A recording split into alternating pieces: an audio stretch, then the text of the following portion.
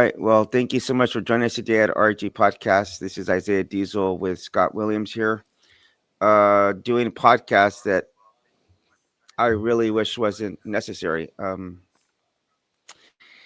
That being said, I do want to start off with a moment of silence, not just for Charlie Kirk, but just the overall direction and tragedy that this country is going through right now. So,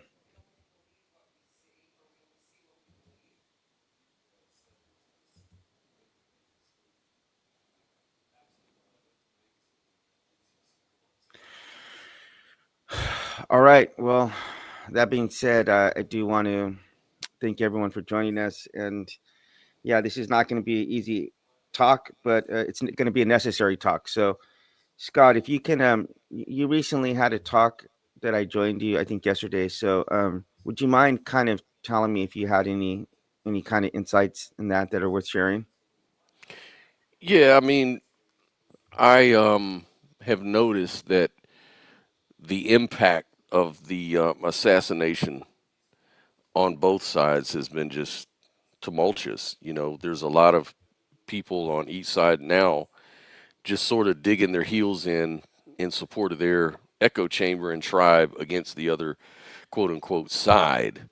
And it's just really unfortunate because, first of all, you know, I've always upheld freedom of speech, even speech that we don't agree with or can be perceived as edgy and, you know, um, distasteful.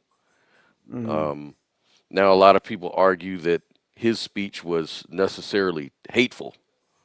It was hate speech Right. because of the way he framed it and what he said, and that's debatable. We can talk about that. Either way, you have freedom of speech and you let the law handle these things. If it's hate speech, you Right. should let the law handle it, you know. But to take the law in your own hands and murder people, that's just ridiculous. And understand, people like, the trans community, they're upset. They feel like they're disempowered. They feel like Mm-hmm. victims, and so this is their way of lashing out. And it's really unfortunate. And unfortunately, they haven't really calmed the hate speech as they see it at all. In fact, I was speaking to a Christian who's a right winger, identifies himself as such. And he says, and I'll read it, he says, over the past 24 hours, as I have engaged, one thing has been made abundantly clear to me. I have become radicalized. I have no issue admitting it. For the first time in my adult life, and as someone who has loved debating ever since I was a teenager, I no longer believe that it is the answer to our political problems. I no longer believe that it is even worth it to try. They'll just kill you for it like they always do and have just done again.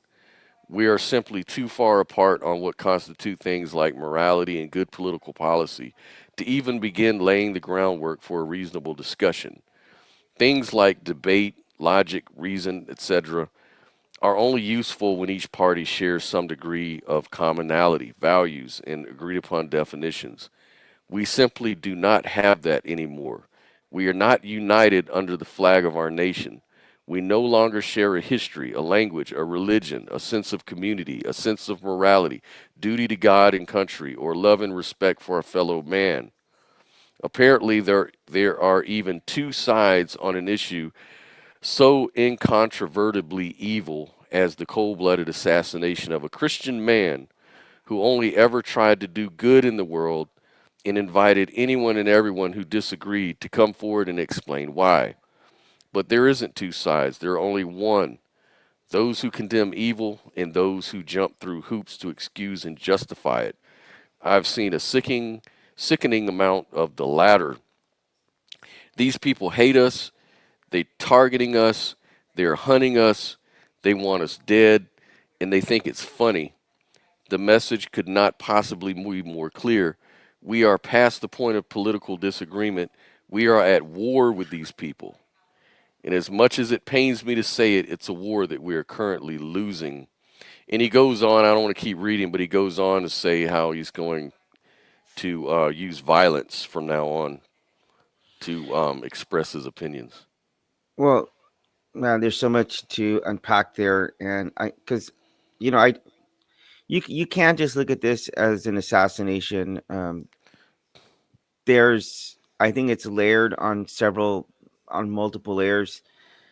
I mean, first and foremost, I have to say that as a father, as a husband, oh my god, this is just so outrageously heartbreaking to me because one of the things that gives me the strongest desire in my life to keep living is for my daughter. She the thought of leaving my daughter alone and to navigate this world is like the scariest. It's so much. Oh my god, it is. I fear that alone more than I do the actual death. So I mean, to actually to know that my daughter might see me murdered by another person is just absolutely horrifically heartbreaking. So I do want to start there and say, second, I mean, this kind of political violence is. I mean, I just don't find it ever to be acceptable, at least in this regard.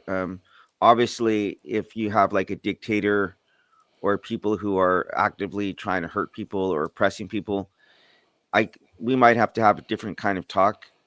But for all the good and bad I could say about him was that he was at least out there trying to have talks with people, Hmm. and that that to me is some symbolic to have an assassination happen under those circumstances means that there are people who just simply don't want to have the talks, and that's a really scary. Uh, they might be the minority, but it's scary to know that those kind of people are out there. Yeah, yeah. It's really it's a crazy time that we live in, and Right, that's the whole point. And we're either we're always at that crossroads every day, anyways. But we're always faced with that choice. We're either going to handle it with love or we're going to handle it without. And you get to choose which way you want to go with it.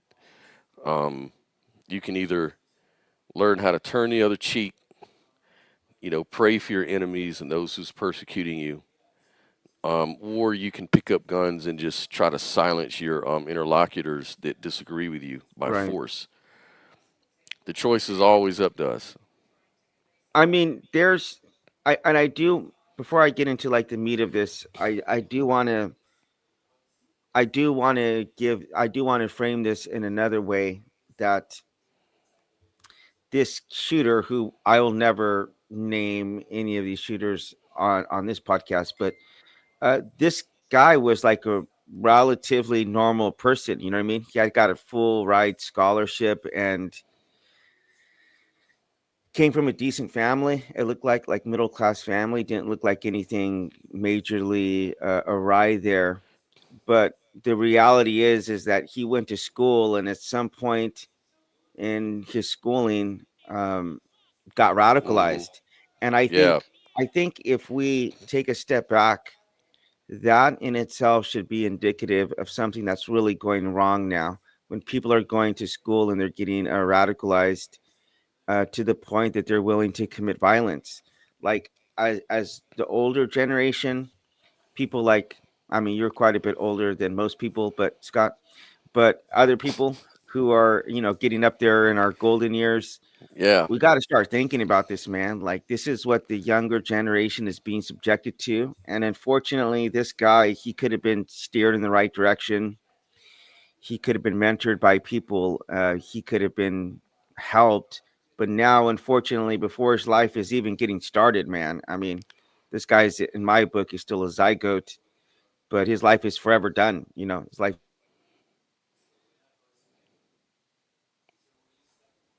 Yeah. He never got a chance to evolve, and Right. Well, we all do. We all grow up. We all refine our views. I mean, if we don't, there's something really wrong. right. But he seemed to be an intelligent person. He could have revised his views, just like anybody else. Like Malcolm X was assassinated once he changed his views to be more about love than about divisiveness. Martin Luther King was killed because he was about love, if you're going to get assassinated, that should be the reason why. I would think, in anything you do, you should be guided by love and tolerance. That's just my messaging. I know it sounds, you know, cheesy and kind of like empty, but it really boils down to that. Yeah, yeah, and I actually do want to say the same thing about Charlie Kirk too, because I have to say, objectively speaking, not only what he was saying, but just the manner he was saying it was extremely toxic and extremely bad for the country. And obviously, that does not justify taking physical actions against them, but he could have himself come to a level of deeper understanding and interactions with people.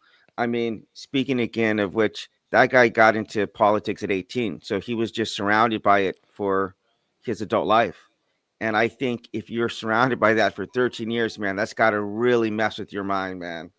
I, c- I mean, I can't imagine what constantly being subjected to that for that many years could do to someone. I could really, really radicalize you. And I do want to, I do want to talk about this because I am teaching an intensive uh, course here with a conglomerate here in South Korea, and I came into class, and of course, this is something that my students asked me about, and we were doing. It was right in the middle of a business conflict, like conflict resolution thing. And so I started to talk about how to resolve conflicts and such. And I did just pull up a video of him talking. And I mean, it was a clinic just to go through. And first, I played his clips with no sound. And I said, just look at the body language here. You know what I mean? Like the folding hands, oh, Hmm. like Yeah. like I had them read it, and then I had them all close their eyes, and I just had them listen to his voice, and because I was talking about how much you can say with body language and tone, and you can technically say that, like, okay, maybe he wasn't some of the most obnoxious, like some of the more obnoxious people we've seen who are just using profanities and yelling. He certainly wasn't like that. But as far as actually giving people a chance to speak and hear them out and try to see the conversation through, I mean, he just was not someone who was doing that. And so people who are saying that he was just out having conversations, I mean, in my opinion, that's incredibly dishonest if you were to actually look at the video clips of him. Well, one of the things that I've noticed too is that people get to cherry pick these videos because this one lady kept showing me videos of all the positive good things Charlie Kirk said, like about let's not use violence, we can just talk it over.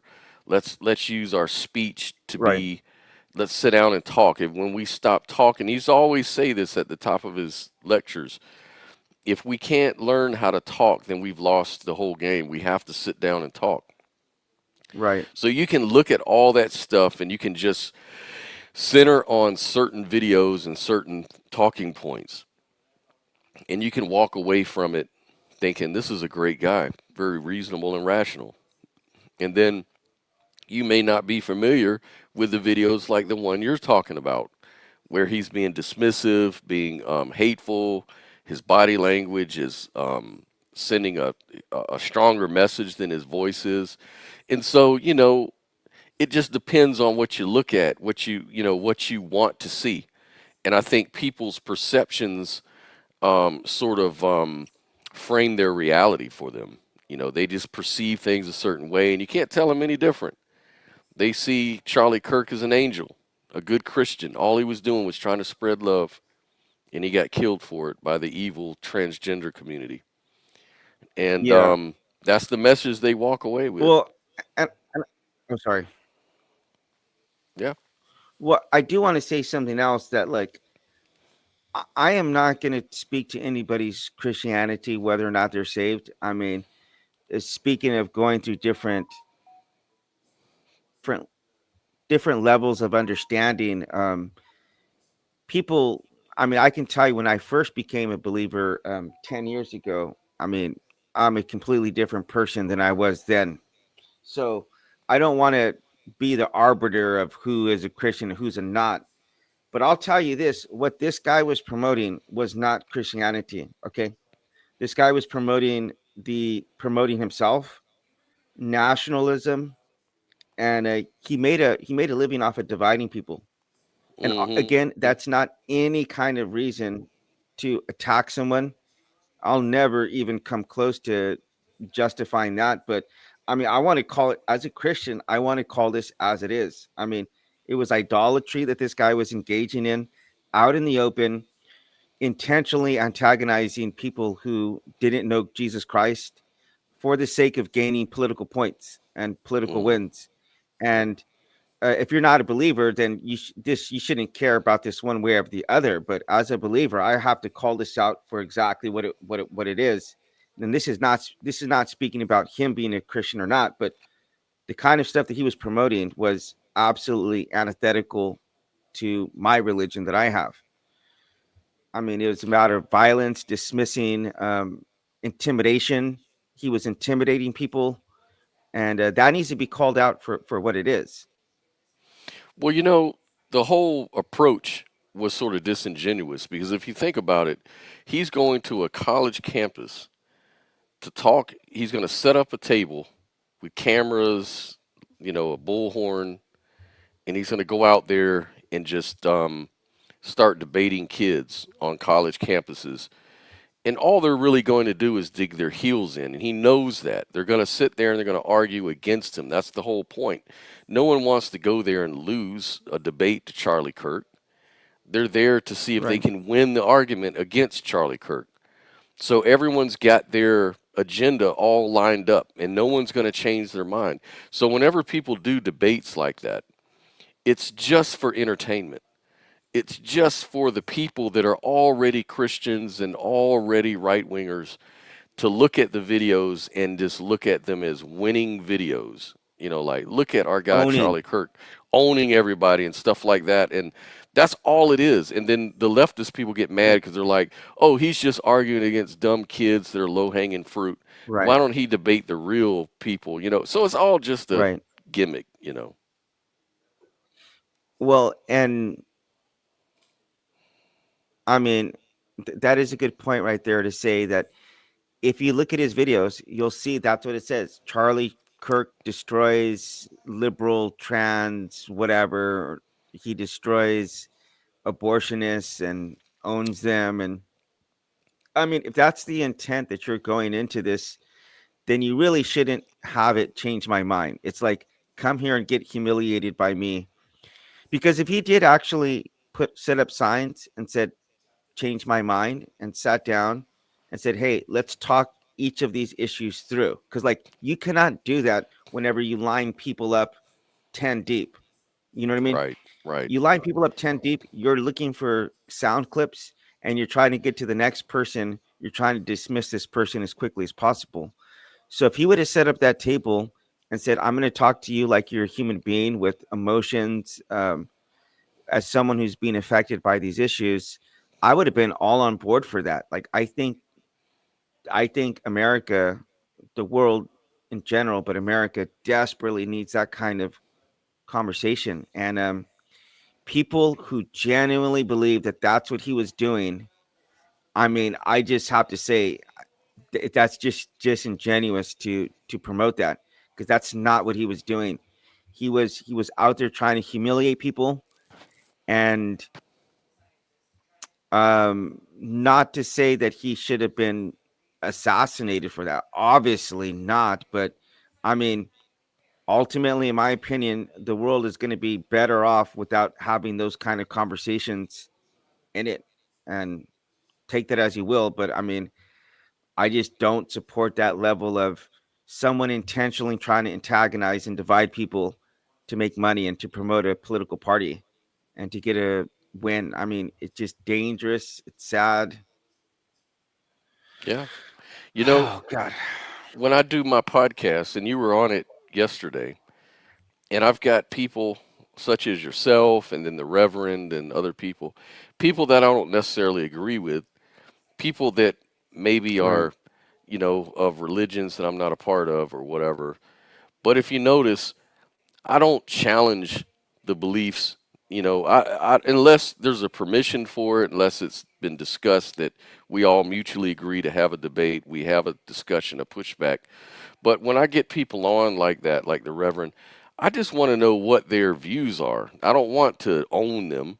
I just want to know what their views are, let them express it, and if I think they're intelligent enough to express their views in a cohesive way, then the audience is going to benefit, whether they agree or not. At least you came to the channel and you've Right. learned what the Christian perspective on this particular topic is from that angle or whatever, right? And so I try to find people I don't necessarily agree with, but I want to give them a voice, on my platform because that's the whole point of my show is to teach people that look, we don't all have to agree, but we can all have a nice conversation, discussion, and get our views out, and we can all sit back and go home and think about it and make our own mind up in private how we feel about the information.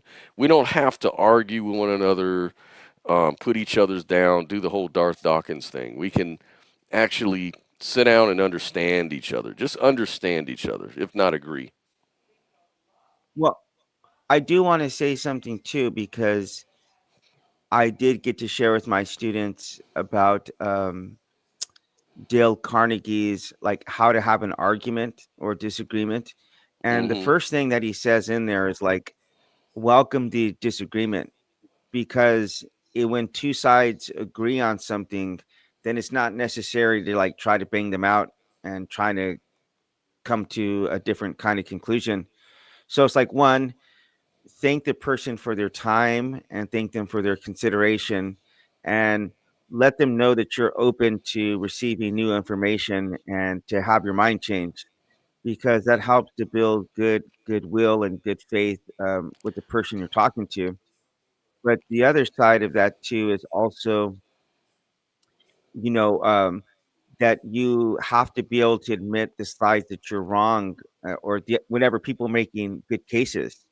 So we are doing simulated debates, and I always told them, if the person's making a good point, say that's a great point, and I've never thought about things from that perspective, and I'm going to need some more time to look that up and to research it because so instantly people are willing to just dismiss the other person's thoughts before they really give it time to to sit in your brain. You, they just want to jump in and make the next point. You know. Yeah, yeah, exactly. And it's even a moral thing. If you've got a moral code that you follow, and most people follow the moral ethic of being honest. And if you're honest, you want to be honest not only to other people, but first of all, you want to be honest to yourself. So it's immoral really to Mhm. even lie to yourself. So if something makes sense, or if someone lands a good point, and then you're just going to sit there and argue against it because you want to win or you want to not be corrected. You want to take that ego um, course of action, protect your ego and your identity and all of these things. If you take that view over the view of honesty and genuineness, then in my view, you're being immoral, and that's part of the problem. Is that Right. there's a lack of consistent morality with people. Like, I'm sure most Christians and most people in general, for that matter, would say that being honest is a virtue, that we should Right. be honest and we should try to search for truth. But then when we behave in such a way that we don't care about the truth and all we care about is sound bites and, owning people Sound and, bites. yeah, then you're not really being honest with yourself. Right. I mean, I think that's a good point. And you know what? I think if we both can agree about this not being right and that people need to turn down the volume, I would like to spend like maybe another 10, 15 minutes talking about some ways in which what I was teaching them, my students, because I mean, having conversations appropriately is just so important. So I do want to give a few pointers, and if you could jump in any part in here, Scott, Hmm. because I think this is just so crucial. Like if you take these 10 points and apply them to conversations, not just with people who you're debating, but your spouse or your significant other, children, brother, sister, you're gonna find your life like significantly improving. So you ready for these? You got your notepad? Yep. All right, Scott. So let me ask you this. What do you think? Why is it so important to not interrupt people? Well, you want to, Well, you hold on, want Scott. to. Hold on. Yeah, I want to yeah, make a yeah. point. I want to make a point. I'm sorry. Sorry. Bad joke. Go ahead, please. Yeah, well, you want to give people a chance to convey their thoughts and to understand, an honest conversation about hard topics is always going to work best when when you understand what's being said. That way you can address the actual argument or statement or belief rather than something that Right. you've created in your mind. So that's the reason why. Right. Right. I think this is what I really wanted to talk about. As you're having conversations, Dale Carnegie says to distrust your first natural instinct because it can often be wrong. You're assuming you believe that they have said something and they really haven't. So when you jump to conclusions, you land on your face. When you assume, you make an ass out of you and me. So stopping and asking questions, um, here's some patterns you could use. So if I understand you right, um, just so we're clear about this, what you mean is this exactly what you mean? And try to parrot back what the person has just said.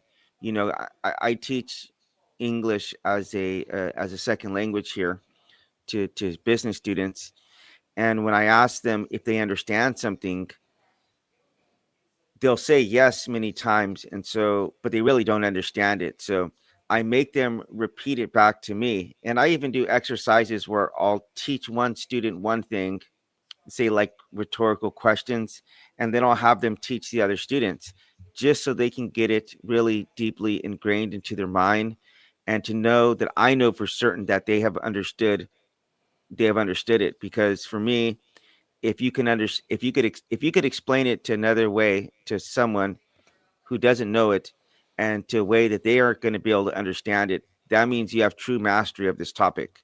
So I would really promote that, Yeah. to ask questions if you really understand them, right? Yep. It's called active listening. And people are really going to be more open when they feel genuinely heard, anyways. So, like you said, by paraphrasing their points back to them, to show understanding before offering your perspective, people appreciate that. By the way, I do want to break this up, getting back to uh, Kirk for a second. But did you see actual unedited footage of that? Yes, I did. I mean, one of the most unbelievable things, which I've never seen happen before, is that you just seen like a total collapsing of the body. Because even whenever JFK, got shot, you saw him like grabbing his throat, and then you see like, the kill shot, where they blew the back of his head out. But Hmm. with this, he didn't have a chance to to try to, 'cause there's a natural instinct when you get some kind of pain that you try to like block it, or blood lossage, but you didn't see any of that. So I mean, if there is any silver lining in all this, I mean, and I there's hardly any at all I can think of. But one is that, from the science, the forensics that I've been seeing about this, is that he likely never even knew what actually happened. That the damage that was inflicted upon him was so instantaneous, his brain didn't even have time to process what had happened. Yeah. And I mean, that's a small silver lining. I know that's absolutely zero consolation for the family, but I mean, that is the smallest amount of that I could say. I mean, Yeah. that was, by the way, where did you see that at? YouTube or it Yeah, came up on my YouTube. Instagram. Yeah, I saw it on YouTube, and I think it was yes, but I saw it early on. It was pretty grotesque, and it looked like he died instantly almost. You know, Yeah. but that's the thing about this violence. One of the things that Charlie Kirk could have done a better job at, I think, and I think, like you said, it was he really didn't do that. And I think everybody was trying to own each other, and you're trying to win, and you're trying to get that gotcha moment and expose the Viral moment. crash out. Yeah, you want to see people crash out on camera and all that stuff. But the thing is, you need to stay grounded in calmness. Like, emotions are going to drive conflict more than facts. So if one person escalates, the other must hold composure and Hmm. encourage composure. Otherwise, the conversation derails and you get Right. nowhere. It doesn't help anybody. All it does is create good crash out moments on YouTube. Right. And you know what? I do want to get a little philosophical right here because the day before, or yeah, the day before he was doing a podcast. This gives me chills just to think about this right now. But he's talking about like, hey, I'm going to be at Salt Lake City tomorrow, and da da da. He seemed really happy, and he was talking about like sports and stuff. And never in a million years could that Hmm. guy have thought the next day is going to be his last day. And I mean, I think it was so telling too, just the way that he was like in mid sentence that went down like that. So like we take life for granted like so much. And I remember just getting home because I was away from my I'm doing this this like intensive course in another city. So I wasn't with my family when this happened.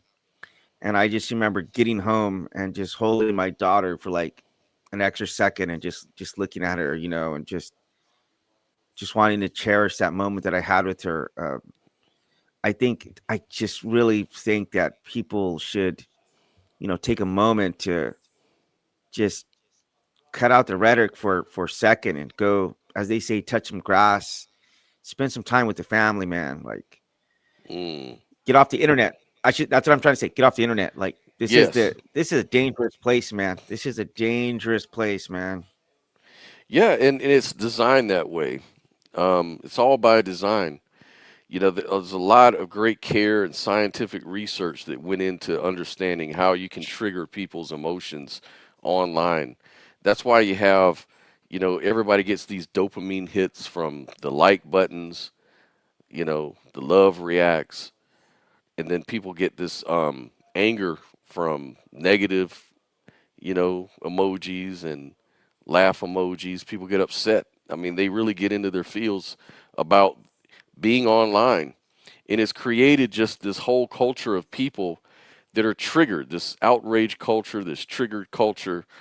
And it's all because they spend too much time on their phones, on the internet, arguing with people about rocks and about nothing. It's so, um, it just kind of Toxic. like toxic, but it shows you, it's almost like the MO for the 2020s, outrage culture. I think I think what the internet has done more than anything is that it's given us a mirror into ourselves, Mm, And I mean, one, whenever you remove the anonymity, whenever you add the anonymity to where you can say whatever you want and not have to take direct accountability. Though I will say a lot of people have been taking some accountability after this because there have been a lot of people who have, celebrated this and cheered it, and that's obviously horrific. But um, when people feel like they can do something and you don't feel the immediate aftermath of it, because it's not like you're looking someone in the face and you're saying these kind of things. You're just stroking a keystroke, and that can bring out some of the worst sides of us, man. Myself included. I mean, I've gone there. This this incident, though, honestly, has made me really rethink some of the way that I've, like, because I have done some trolling, just messing around with atheists. But man, I think I'm gonna just cut it out completely, because this is like, man, I just do not want to contribute to this toxic environment anymore, dude. That's just where I'm at right now, man. I have no Yeah. desire to contribute to it anymore, Scott. Well, we saw it coming. It's getting worse and worse. It's not slowing down. And, you've got, now leaders like Donald Trump that exploit that kind of emotionalism because they're populist kind of figures. And so they know how to reach in and trigger people's emotions. And there's no difference between bad emotions and good emotions as far as the effectiveness of getting more popular and promoting your brand. I mean, sometimes negative publicity is the best kind because it's more shocking, it's more impressive, impactful. And so I think Donald Trump is a master at using that in order to exploit emotionalism in order to pass his message across or garner support from his base. But the bad part is it's divisive. So you've got a whole other 50% of the country that gets triggered by his antics and speech, and so you're not really And solving any problems. and I do want to say this, that like a lot of people blame Trump for like all of this. And don't get me wrong, I do think there is a lot of blame that should go directly to him, because as the leader of a country, it should be incumbent upon you to try to say, I'm going to be the one where, the buck's going to stop with me.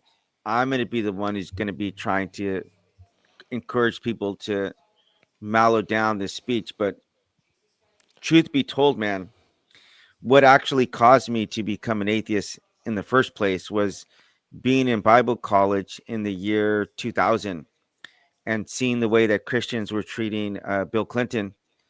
And that just left the most disgusting taste in my mouth.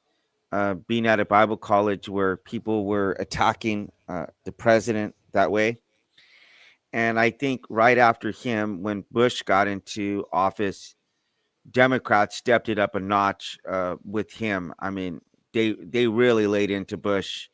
And then, of course, Republicans, when Obama got in there, man, that was just the way that he was treated was just absolutely horrific, man. I mean, you should not be treating human beings like this. Like, what's wrong with people? These are people made in God's image. And of course, the way that I think Trump has called a lot of this onto himself, but the way that people have talked about him, man. I mean, if and being as Christians, people as Christians, we're told we shouldn't even insult people because they've been created in God's image. I mean, this comes from my one of my favorite books in the Bible, which is James. So he says even insulting someone is degrading them. Hmm. So I It's mean, not what goes in your mouth that defiles a man; it's what comes out. yeah, I think JC said that. Hmm. Well, do you have a hack that you have for having conversations that you like to share? Because you talked to a lot more people than I do. Yeah, it's like you said, listen before responding.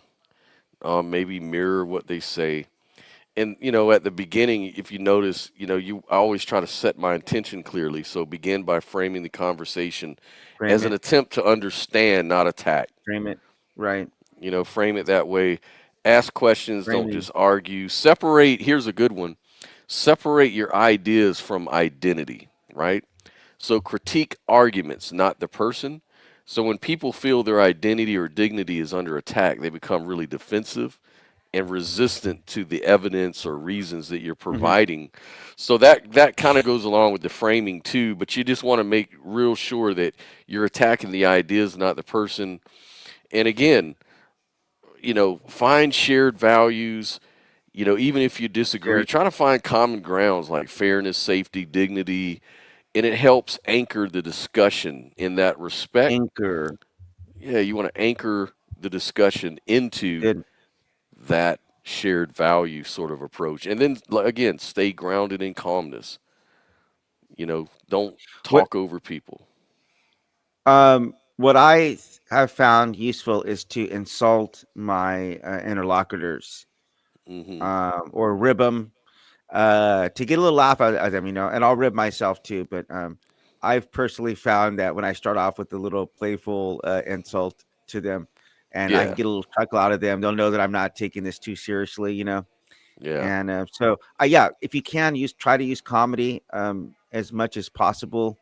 I know that's probably not always possible in some of these really heavy talks, but if you do have an opportunity to, make them smile, or to, maybe engage in a little self deprecation, making fun of yourself, because here's one thing.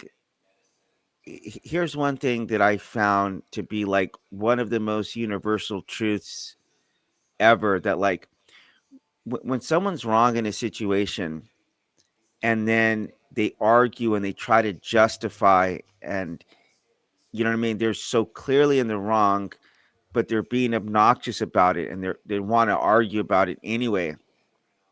But whenever you have a situation like that, the flip side of it is whenever someone is like, you know what, I really messed up on this one, I've really screwed the pooch. um, I don't know what I was thinking, I was using bad judgment. Whenever you have that scenario happening, you will almost instinctively, I think it's a wired empathy inside of us, man, that the person who has been accusing you will come in and try to rescue you, man. It is Hmm. unbelievable, dude.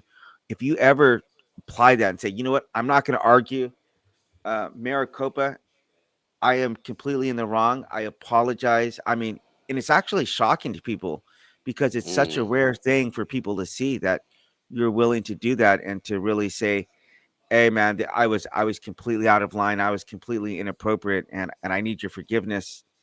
You will be amazed. It is the difference between night and day, to see people coming in and wanting to rescue out of that. Maybe it's like Yeah. a vicarious, like, embarrassment that they're feeling, but they will Hmm. come in.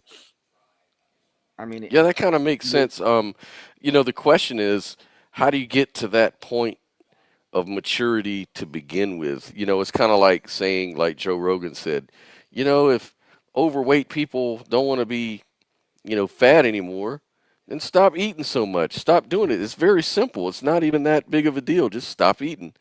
And he goes, and I used to think that, and he goes, and then I start realizing, well, if it was that easy, then there would be no overweight people. You've got to address the underlying problems of why it's so hard for them to stay away from overeating. And it's the same thing here in this situation. How does somebody maintain their zen in a heated conversation, or even approaching a controversial topic that you have strong feelings about? How are you going to maintain your zen in that conversation? It could be like open up a can of worms with them. And so, like for me, my advice and what I've been practicing is just getting into flow states and calming your mind, breathing techniques. Um, the way I look at it, like there's a hierarchy to remaining calm, and it starts with physiology. So what you eat, like taking deep breaths, calming your heart rate, calming your lung, your air intake, your blood flow. Calm down. The best, fastest way to do that is just breathe. Eat good food, get a good meal in, drink lots of water, stay hydrated, just physical stuff, right? And then getting a that sleep. makes, yeah, get lots of sleep, and then make sure that when you engage the conversation, that you've got your physiology in control, your breathing, you're calm. And then also in the meantime, behind the scenes, before you even get to that point of the conversation, practice getting into disassociating from your ego. Mm, Get into these flow states, get into experiencing what it's like, the way I look at it, like there's two parts of your mind, right, that you can observe. Anybody can get in touch with this at any moment. And what it is that, you can observe your thoughts, your anxieties. They're kind of like the clouds in the sky. They bring the gray and the anxiety, the stress, depression. But behind those clouds at all times is that blue sky, right? That Mm, blue sky is never changing, it's always there. So, what you want to do is let those clouds dissipate and you want to become that blue sky. You want to get identified with that part, that unchanging, unlimited, just observer. Just try to meditate, get into that space. That's like what I also call the stage where you perform on. The stage is neutral. It's just there for you to do your act on. But sometimes you need to get away from the act, get away from the clouds, go to that blue sky, go to that stage and just inhabit that place for a while. And hmm if you can do that, the Zen state will become more natural for you. You've built that muscle of being able to retreat. So when you get in those really hot heated moments, like I got into hot heated moments at work not long ago, and what happened is I just had to close my eyes and just go to the blue sky. I had to just, go Go to your there. And happy it was place. the happy place. It is easy. It's easy to get there if you've practiced enough. And then you're more easily to make that conversation not so explosive and negative, if that makes sense. Right. By the way, how do you like my mic setup? Oh, yeah, it's nice, man. I need to Sounds get a good. mic like that. What, is that a Um, USB mic? yeah, it is, but it's on it. It's inside of a toilet paper, so I know it looks all professional, but you know, Oh, so you're talking you like it. crap. Yeah. You know what, Scott, I really appreciate the contributions you've made to the channel. I mean, you're a credit to humanity. I wish more people could have discussions like you. Um, but I do want to say thank you for turning off your camera, so I don't have to look at your face right now. But that being You're making me mad. You're making me mad. that being said, let's see. I do want to talk about a couple other things before maybe try to wrap up on the hour. But obviously, again, please let's, for the sake of, I mean, let's just say take yourself out of the equation for a second. You talked about removing your ego. Do you guys really want your children growing up in a world like this, man? That to me is mind boggling that people could actively contribute to a world that's going to be worse for your children. I mean, if that isn't stopping in your tracks to consider that, I mean, I really don't know what would, because the kind of things that we're doing right now are going to have lasting ripple effects for our children.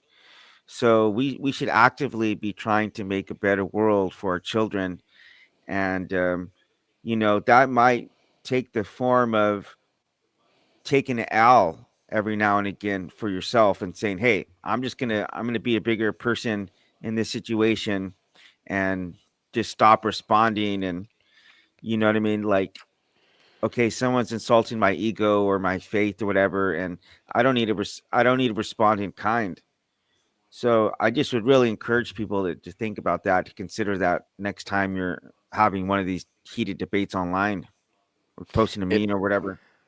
yeah, and also we have to recognize that part of the issue is that our society has mixed messages, and so they reward that kind of behavior. We're rewarded. We get likes. We get lots of subscribers.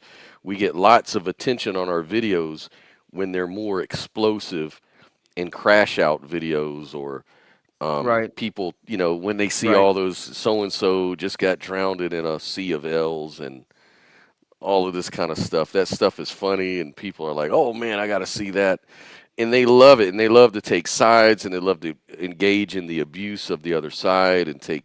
It's like sports, People. That's they used to like the Reverend brought up yesterday. In ancient times, that's how sports got started. Is that it used to be that debates and everything got so contentious, so that to resolve those matters, they would take it on to the field and whoever won the debate. They won the thing, so it Interesting. became a sport, like a conflict, because that's how humans look at it. So we have to stop rewarding bad behavior. But society's not Interesting. prepared to do that. We're getting two messages. You've got folks like us who are trying to promote the message of tolerance and peace and all of that. And then you've got most of the advertisers and corporations like Facebook and YouTube themselves and everybody rewarding that kind of behavior because it increases the algorithm. It helps people. And that Right. really goes back to the individual. We individuals have to be more stoic. We have to be more, not care. Be able to numb yourself to opposing views. Try to, Disassociate. yeah, disassociate a little bit. Get away from your ego a little bit and just practice flow state, practice non-duality, and try to find peace of mind every once in a while. It'll build you into a better person, a more calm, zen-like person. If everyone did that, then the advertisers, they lose because now no one's motivated by the likes and everything like that. Right. Well, I do want to end off with just another absolute call to action to like we should not be celebrating people's demise, one, but two, we also need to call situations out for they are as they are, like Christians who were supporting the kind of stuff that this guy was doing. I mean, just really shame on you. um Politics is taking scoring political wins, and you know what I mean, like whatever you are trying to accomplish eh, on through your government is more important than people's souls, turning people off to Jesus Christ. I mean, because you see people there, a lot of these like young liberals with their septum piercings and green and purple hair, and that these people aren't believers. Put it like that. These people are not believers, and yet Hmm. you're sitting there, um, not showing them any kind of love and grace, and just trying to humiliate them in public. I mean, what the hell is wrong with you to go along with this? I have to say that, man. It is disturbing. It is. It is. It really makes me wonder, like, what why? Like, why would you go along with this? This is nationalism, this is idolatry. You guys are supporting nationalism over the kingdom of God, over Hmm. Jesus, and it's having disastrous consequences on people's lives, and you're turning people off to Jesus even more. We should be trying to attract these people to Jesus Christ, and to think that winning an election is more important than winning their soul is, I mean, it's an anathema to me. It is disgusting. And You know, Jesus said to be no part of the world. You're in the world, but be no part of the world.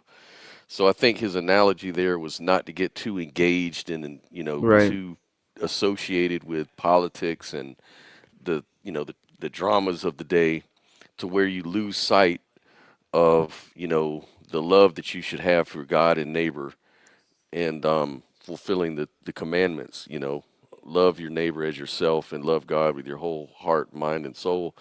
Those are the things that Jesus wanted to move people to, not being part of this world with all its division and all its petty, matters. I mean, it's really absurd. If you were to go and out into a wide view, all this stuff is just so absurd and silly. well, and plus with politics, I mean, it's just money and control. I mean, it's prestige. It's people.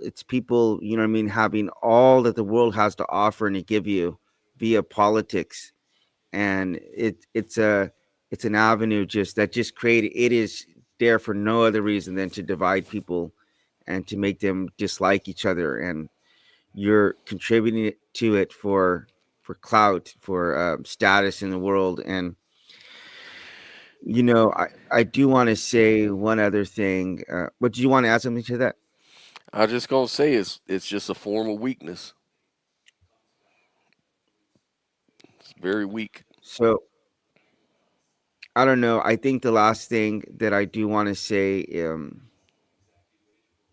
the last thing I want to say as far as how to have conversations, because Dale Carnegie talks about that. I've already said admit when you're wrong, but then at the end of the conversation, you've started Hmm. off by thanking the person. You've thanked the person that, one, they're allowing you to see things from a different perspective. They may give you honest feedback that you've never considered before. So there's that. They can help steer you in directions that you might not have gone before. So you thank them for that. You thank them for their time. And then you also ask them and agree on your own end to think about things more, and maybe to come back at a later date, because you have to let things brew in your mind for a little bit, and you have to be able to do more research. And I think, though, if we were both starting off there from that point, and you take the lead and saying, "Hey, thank you for that. I want to take some more time to think about this." And I certainly know I don't have all the answers, and I've been wrong more times than I can count. So there's chance I could be wrong with this. So it's best that we both do our due diligence. Hmm. Yeah, absolutely. Absolutely. We need Yeah. to look at these conversations as sort of a team effort. Right. Like, and sometimes going the way that your goals are really to unravel a problem. Like if even with relationships, you have problems with each other. Like in your relationship or friendship or people at work that you have an issue with, try to approach this as, you know what? I'm not trying to win the argument here. Let's see how we can solve the problem. Like there's some knot that we have. We have some knot, some yarn down there is twisting a knot. The more we keep pulling on both our sides, we're just making the knot tighter. We need to figure out how to unravel it and solve the problem. That's what we should be trying to do. Approach arguments in a constructive way. You're trying to actually solve a problem. Let's work as a team and Right. let's solve the problem. Let's not try to be each other's enemy and win over each other. Because at the end of the day, you may even win the argument. You may actually win the point. But guess what? You're going to lose respect. You're going to lose Yep. friendship. You're going to lose relationship somehow. Is it worth it? Actually, I'm glad you said that, because I played for my students a video clip of Keith Hackney fighting Emmanuel Yarborough. Have you ever seen that fight? Small, Nuh-uh. skinny dude fighting 600-pound black dude, and he Yes, gets I the saw that. Yeah, yeah, I saw so it. so so I showed him, and this is for our debate class, and I said, "Why do you think I'm showing you this video clip right now?" And I said, the big guy, it was impossible for him to win this fight, and they couldn't understand why I was saying that. But I said, look, if the big guy, if he loses this fight, first of all, he's going to look like the biggest coward in the planet, because he outweighs this guy by 500 pounds. And I said, but if he wins, he's going to look like a big bully. So he is at a complete disadvantage here, because he's literally in a lose-lose situation. And I said, the skinny guy, he's in a win-win situation, Mm, because if he beats the guy, he's going to look like the greatest champion on the planet, beating someone who outweighs him by 500 pounds. But I said, even if he loses, he's going to get looked at by sympathy from getting pummeled by a big ass dude like this guy. So I said, in a similarly with the debate, you could just try to go in and own and destroy a person, and you can win. But what you're going to get as a result of that is you might totally burn a bridge from someone. You might bruise their ego. You literally might not ever hear from that person again. So if you take absolutely. that in, if you take that into consideration, that um, well, I said the best way to win an argument is not to have it, because I said you're like the fat guy in this situation. you're in a lose-lose situation.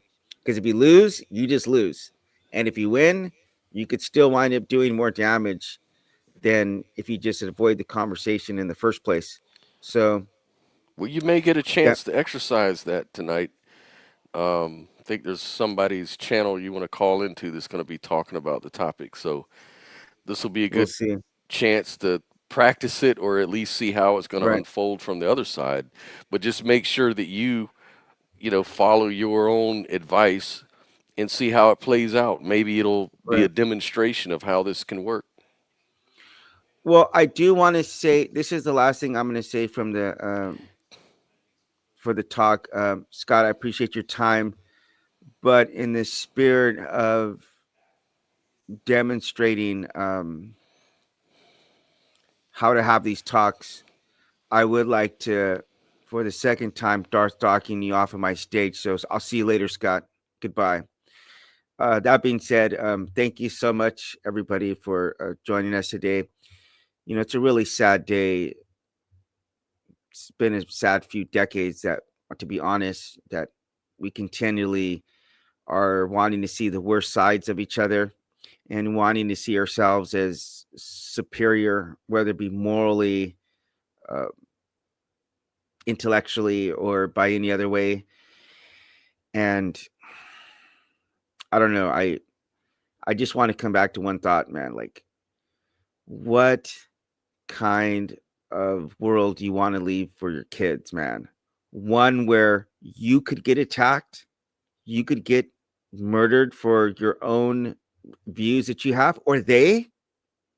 You imagine that your child being murdered for a view that they have. If our children's lives are valuable to us, really, we got to do. I mean, there's no other way to put it. We have to do better. We have to do better. And I hope you can take some notes and learn something from here. And rest in peace, Charlie. This side of heaven was a tough one. We all failed you. You failed a lot of us at the end of the day, but we could have all done better. And it pains me to know that you're never going to get a chance to really grow up and see the error of those ways of trying to divide people. Um, but if anyone's going to honor your legacy, truly, if you're thinking about picking up a gun or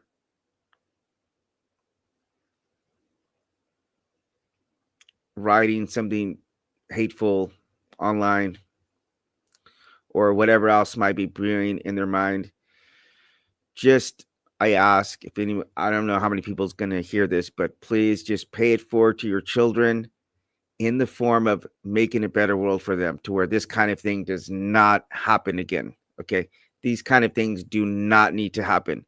We do not need to dehumanize each other like this. It is unnecessary. Okay. My condolences to his family, to his children, and anyone who had to witness this horrible, horrific event. It's my prayer from this that we can all do better. And as I said, just to close off, if you really want to honor his legacy, then let's try to make a world where he's not, this kind of dialogue is not necessary anymore. And that's all I have to say about that. If you can, like, subscribe, leave a comment. Please try to amplify this voice because it's something that needs to be heard. And I really would like to see you back because we're trying to have civil, respectful conversations here. And Scott, thank you for waiting patiently in the backstage as I booted him off. I wanted to pay a little homage. It's a little inside joke, but Scott's been a tremendous asset to this podcast, and I'm very appreciative to him. But that being said, yeah, look forward to seeing you back here at RG Podcast. Respect, humility, empathy. Those will go so far in a conversation and in your life and in this world. Till next time.